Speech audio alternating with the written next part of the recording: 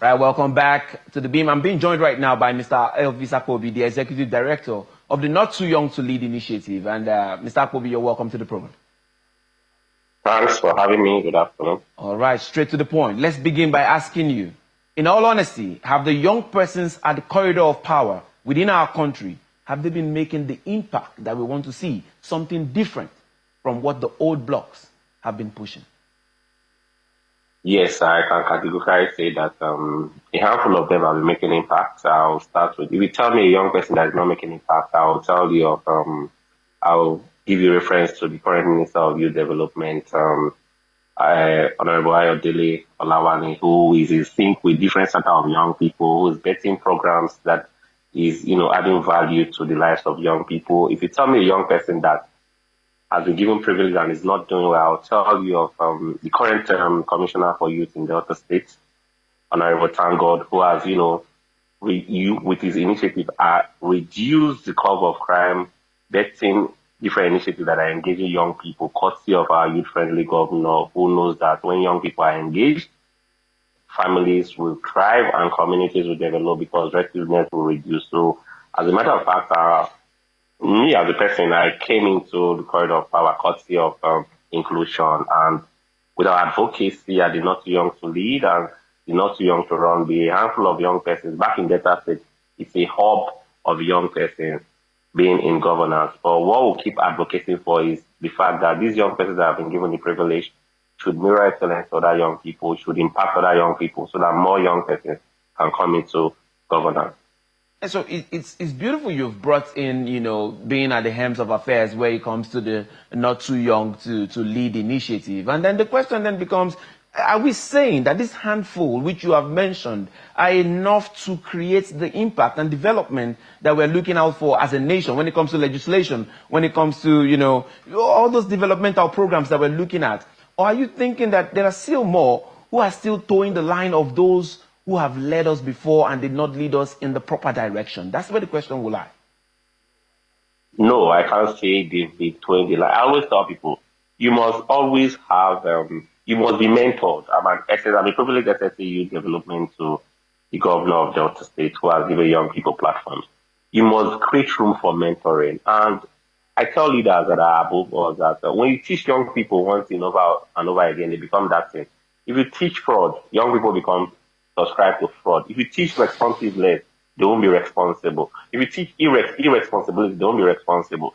So if we want a better Nigeria, those are the aim of affair now. Those who look up to, we with the emerging leaders, those who look up to should mirror positivity, should mirror accountability to us. And that's what we, back in Delta State, are privileged to get. The governor we're blessed with today, you see him always amplifying accountability, good service delivery, quality delivery, and I think a lot of young persons are taking advantage of that. But you see, Delta State is just one state in 36, and then the question is, how do we replicate such? How do we replicate such across board?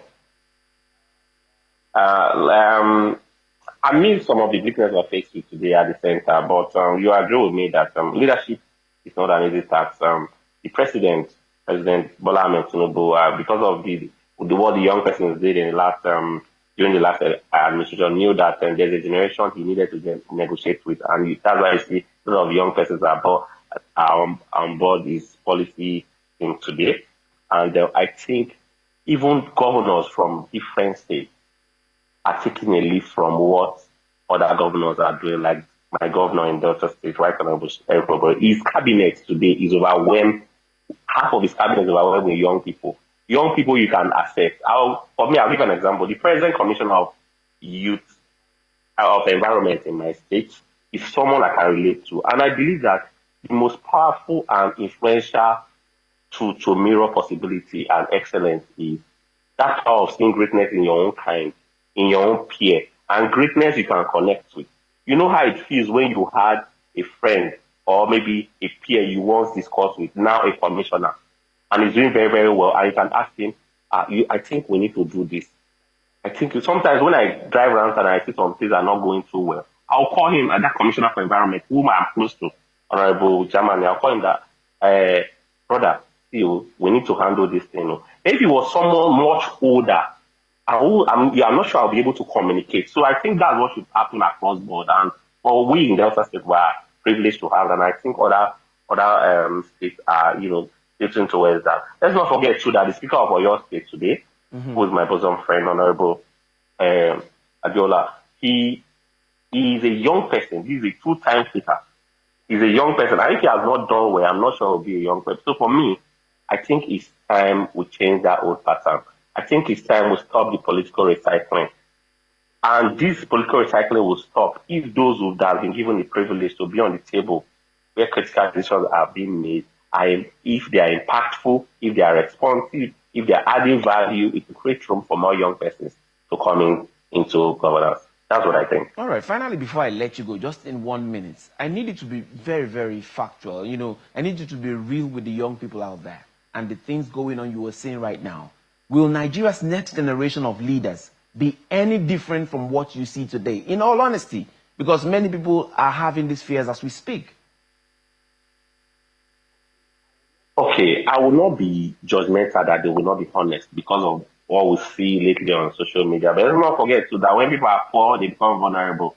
I think the present generation of leaders should create equal opportunities for young people, mirror possibilities. Excellence should be celebrated because what society celebrates, multiply. When you celebrate people who we should be ashamed of, you know that you are building a generation of young people who will subscribe towards those people that should be ashamed of.